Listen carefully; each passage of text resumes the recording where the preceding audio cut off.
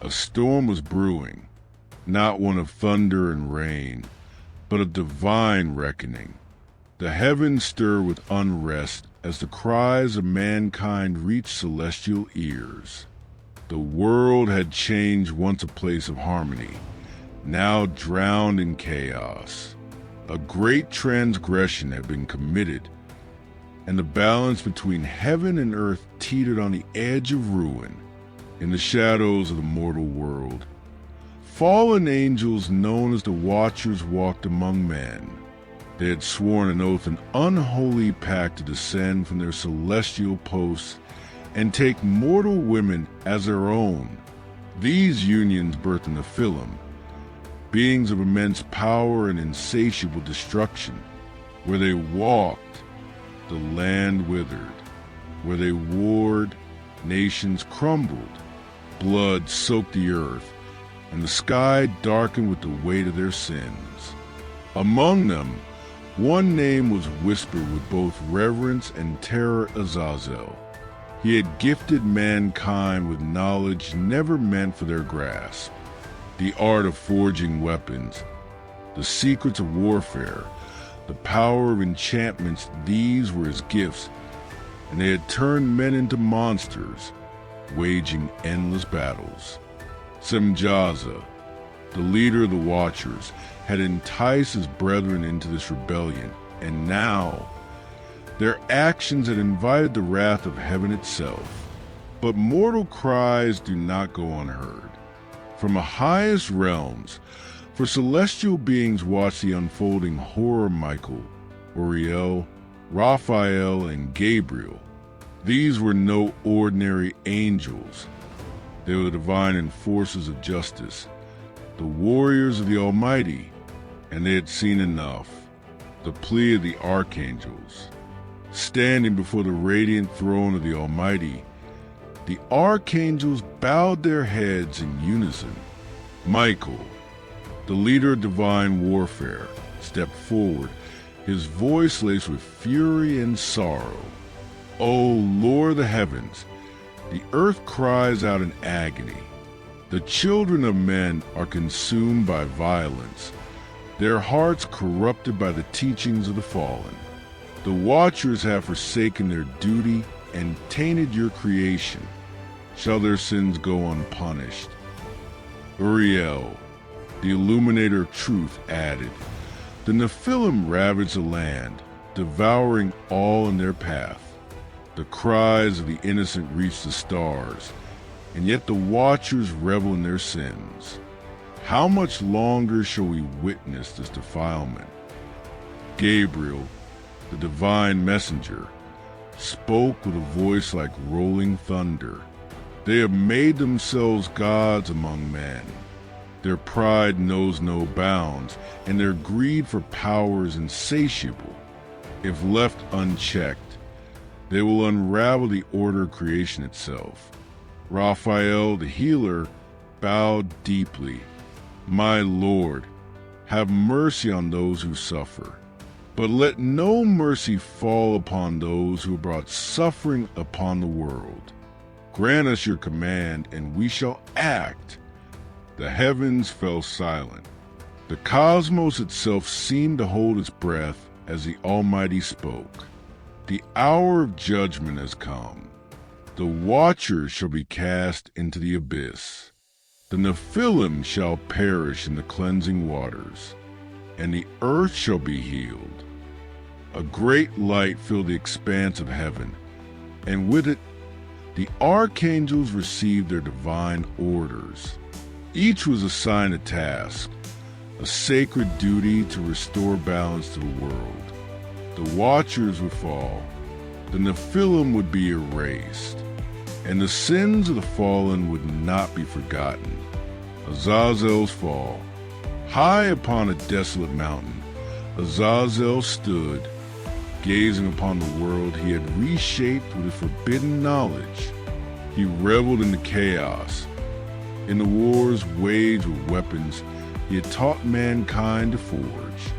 His laughter echoed through the winds until the skies split apart.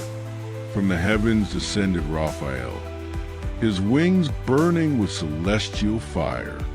In his hand, a great chain forged by the divine itself. Azazel, Raphael declared, his voice shaking the earth, "Your time has come." Azazel sneered, his golden eyes gleaming. "You think to chain me like some caged beast? I have given men the power of gods. What has heaven given them but silence?" Raphael's eyes did not waver. "You have given them ruin, and now you shall reap what you have sown." With a surge of divine might, Raphael struck. The air crackled with holy energy as a chain wrapped around Azazel's form, binding him in an unbreakable grip. He roared in fury, his wings thrashing, but there was no escape. The judgment of heaven was absolute. With one mighty thrust, Raphael cast Azazel into a deep abyss, the earth swallowing him whole.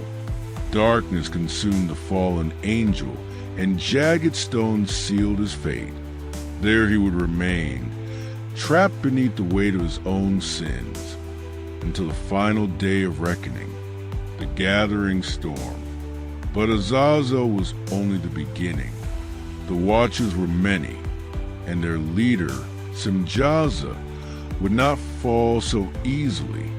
As Raphael completed his task, Michael, Uriel, and Gabriel prepared for the greatest battle the heavens had ever seen. The Watchers would not surrender without a fight, and the war for the soul of the world was far from over. This was only the beginning, the wrath of heaven. The earth trembled under the weight of divine fury. As Raphael sealed Azazel beneath the mountains, the sky above darkened, streaked with celestial fire. This was not just a battle, it was an eradication. The Watchers had defied heaven, and now their sins would be washed away in fire and flood. Michael, the great warrior, led the charge. His armor gleamed like the sun itself, his sword burning with the righteous fury of the Almighty. He did not hesitate. He could not. For too long, the Watchers had corrupted the world. Their time had come. Upon the peaks of Mount Hermon, where the Watchers had sworn their fateful oath, Simjaza stood, his eyes scanning the horizon. He knew what was coming. He had felt it the moment Azazel fell, yet he would not kneel. His pride, the very sin that had doomed him, held him fast. "Brothers," Simjaza's voice rang out like a storm. "The heavens rage against us, but we are gods among men. Will you cower before your former brethren, or will you fight?" A chorus of battle cries erupted from the gathered Watchers.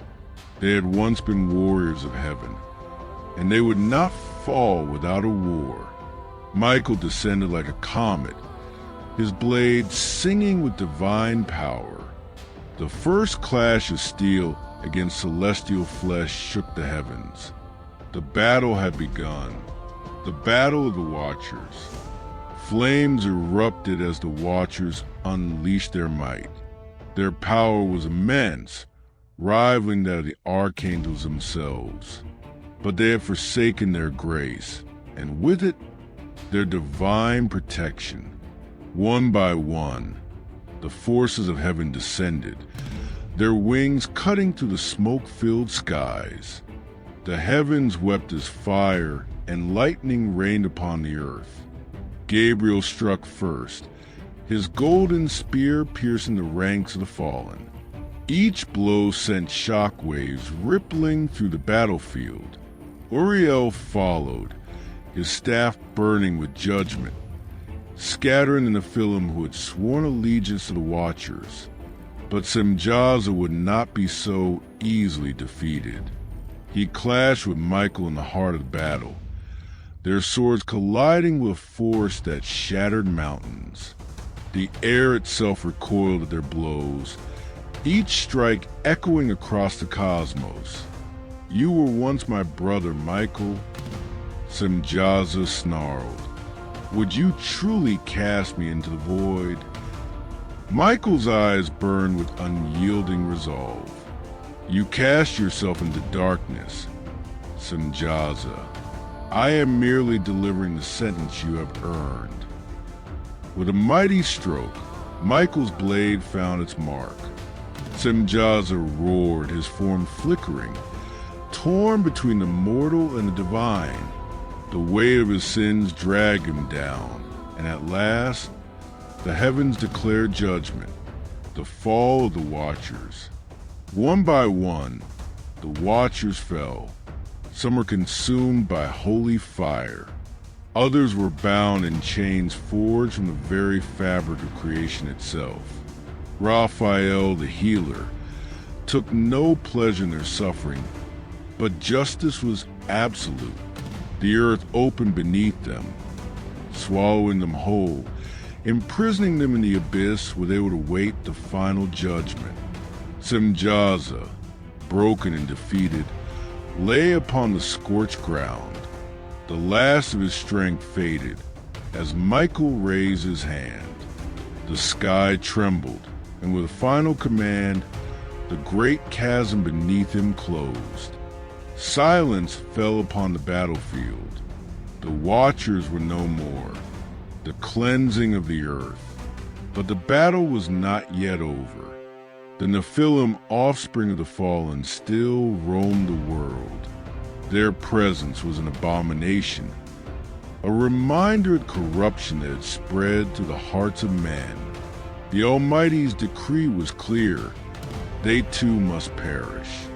And so, the floodwaters began to rise. From the depths of the oceans, waves surged forward, swallowing entire cities. The rivers overflowed, cleansing the land of its defilement.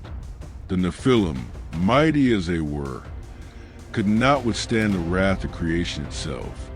As the waters consumed the earth, the archangels stood in solemn vigil. Their task was done, but the scars of this war would remain.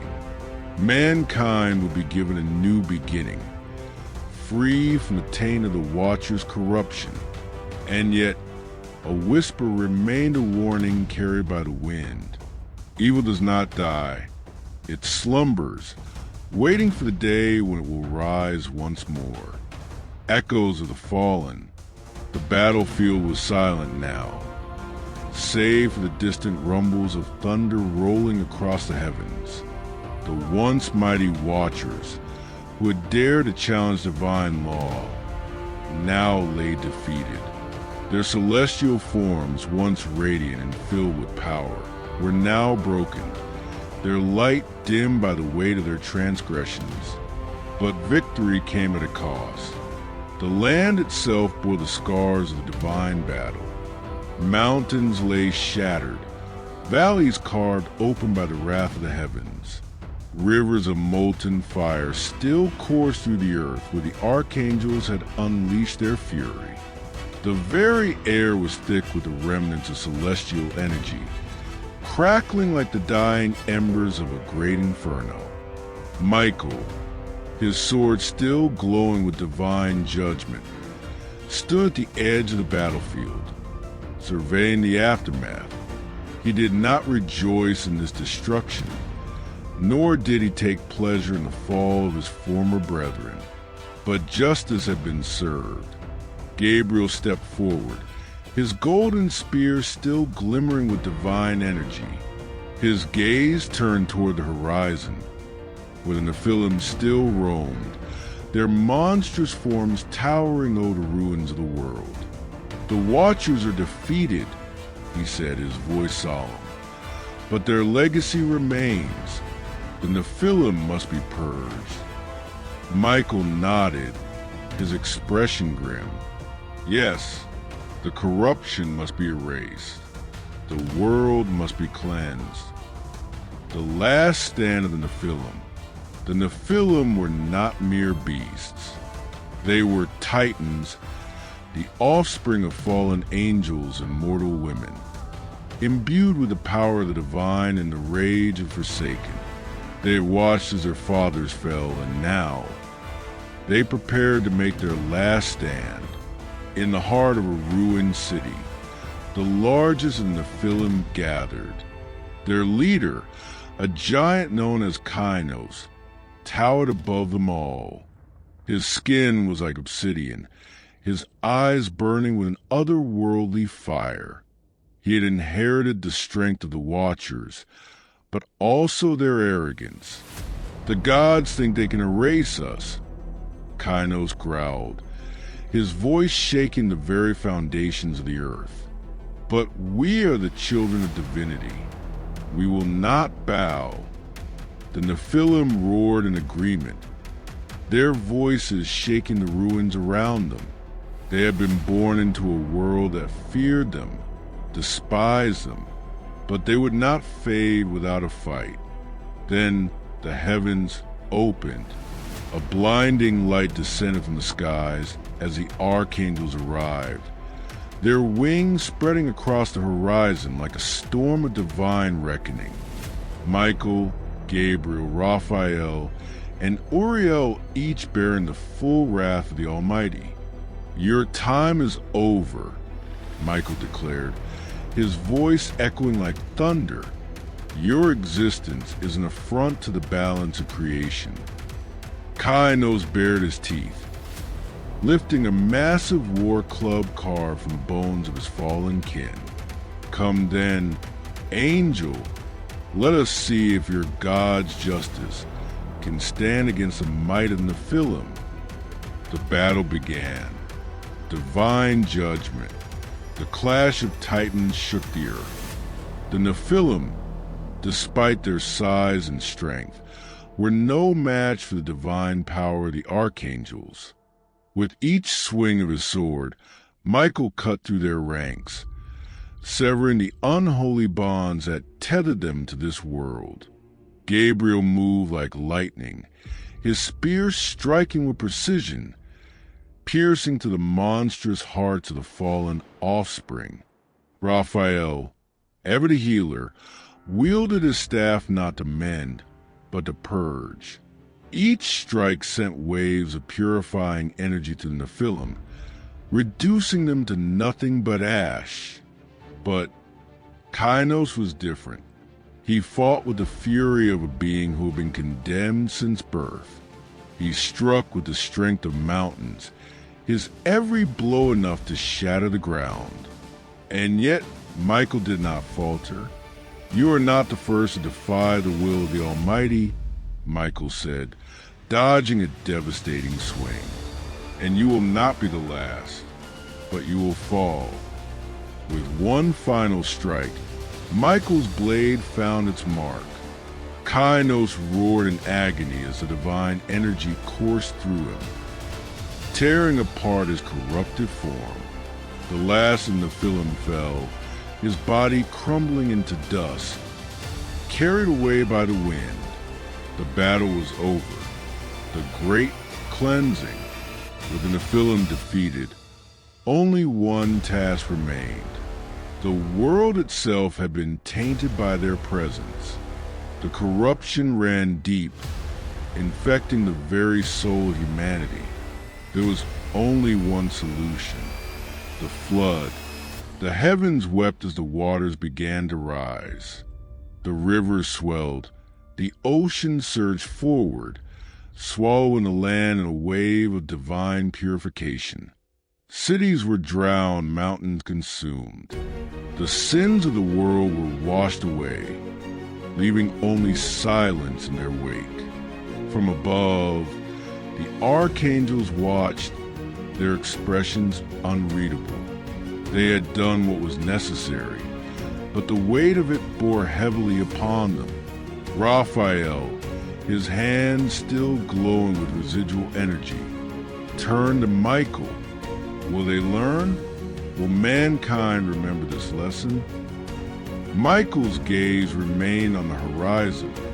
They will remember for a time, but evil does not die.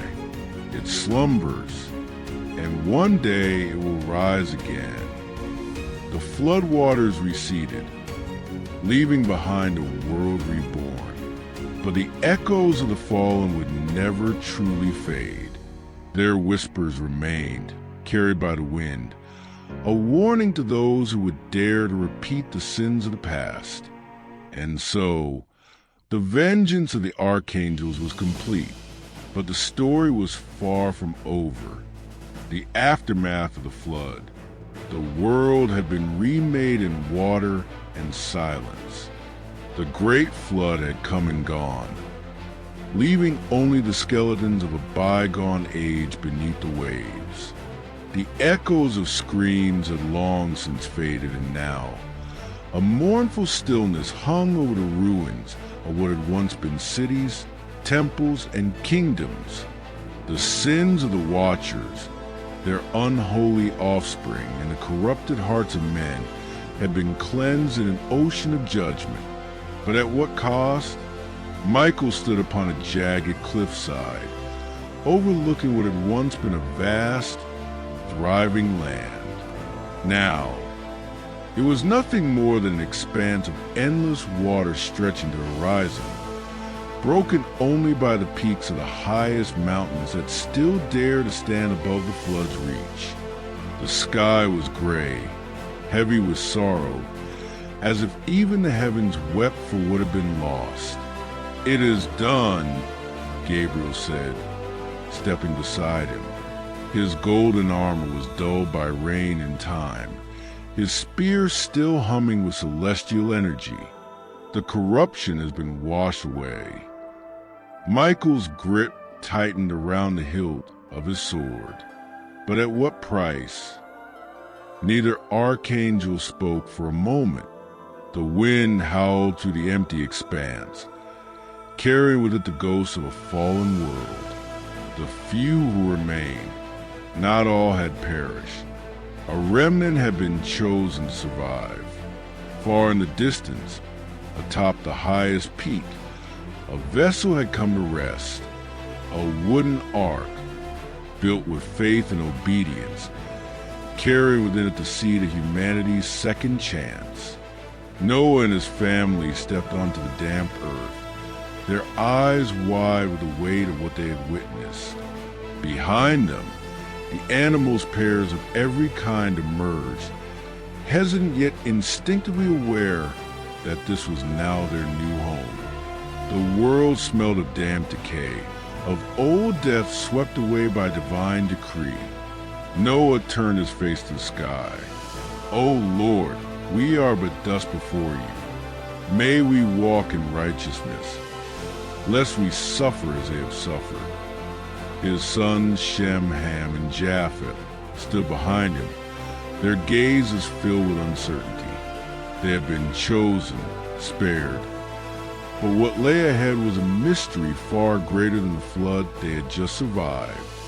Raphael watched them from the heavens, a quiet sorrow in his gaze. "They will rebuild," he murmured. "But will they remember?" The buried wrath. Beneath the waves, beneath the silt and stone, the remnants of the old world lay entombed. The bones of giants rested in silent witness to their downfall. The Watchers, once celestial beings of great majesty, were now imprisoned in the abyss, bound in chains forged from divine command. Deep in the darkness, Azazel's voice rose in a whisper, echoing through the void. "This is not the end." The abyss pulsed, shuddered. Even imprisoned, even bound, there was something beneath the depths that still writhed, still yearned for vengeance. The flood had erased their children, their legacy, but the hunger for rebellion does not die festers. Gabriel turned his eyes downward, sensing the tremors of something yet to come. They are silent but not gone. Michael's voice was steady, but his expression was grim. "Then we will watch, and when the time comes, we will strike once more, the rebirth of the world." As the floodwaters receded, new rivers were born.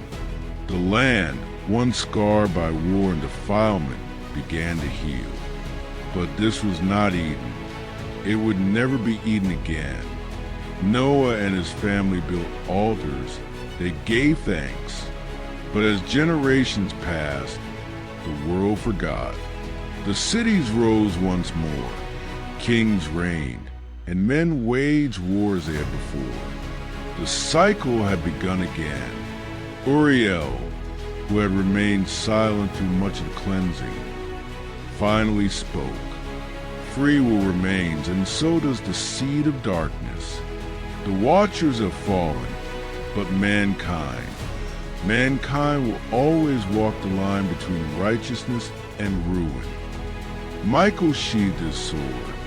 Then we must be ready. When the darkness rises again, so will we. The heavens above were calm, but the storm was never truly over. For the echoes of the fallen never truly fade. The waters recede. The great flood had consumed the earth.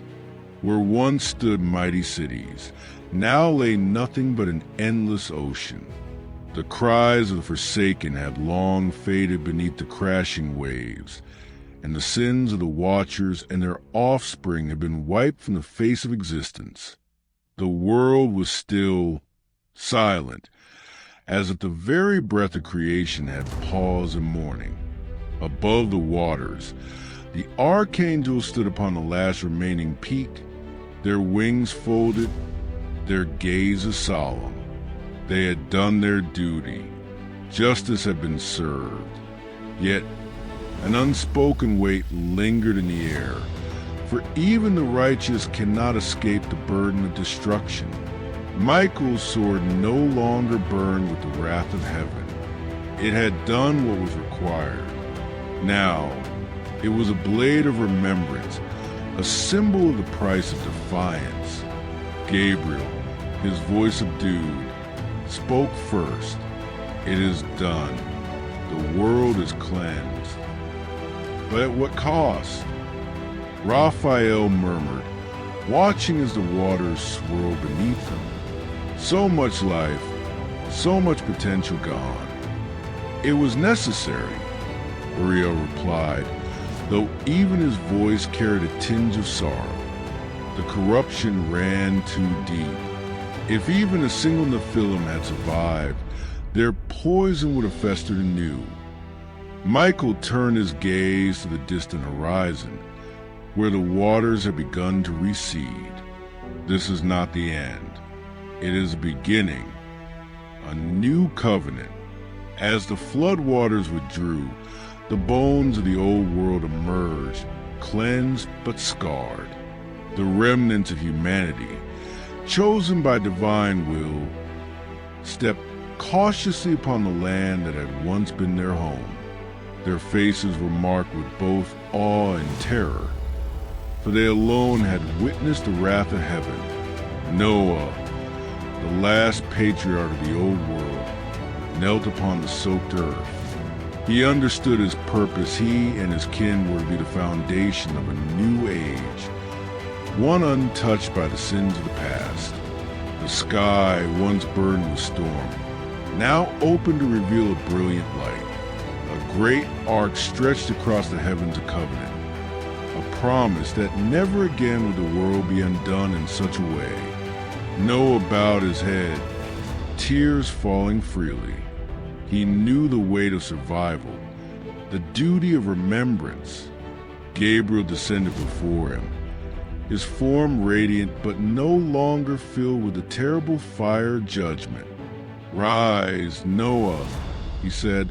"You have been spared, not for your own sake, but for those who will come after you.